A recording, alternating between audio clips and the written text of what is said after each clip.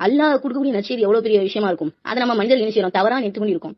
அல்லாஹ் வந்து பெண் குழந்தை என்ன செய்யறான், நற்செய்தின்னு சொல்றான். நம்ம வந்து இந்த நற்செய்தியை வந்து என்ன செய்யறோம், தவறா நமக்கு நன்மை இல்லாததாக மனிதன் வந்து தனக்கு தானே என்ன செய்யறான், கை செய்தப்பட்டிருக்கான் நமக்கு பெண் குழந்தையா அப்படின்னு சொல்லி.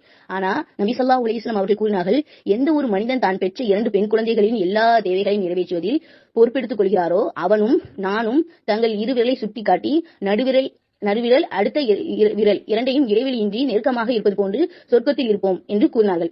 இல்ல திருமீதுல வந்து பாகம் 2 பக்கம் 13 பதிவு செய்யப்படுது.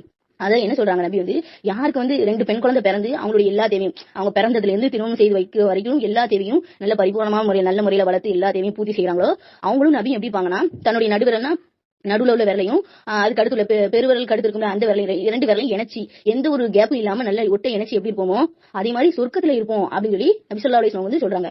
நபியோட சொர்க்கத்துல நபியோட நம்ம சொர்க்கத்துல கொண்டு சேர்க்கக்கூடிய பிள்ளைகள் யாருன்னா பெண் பிள்ளைகள் தான். இப்படிப்பட்ட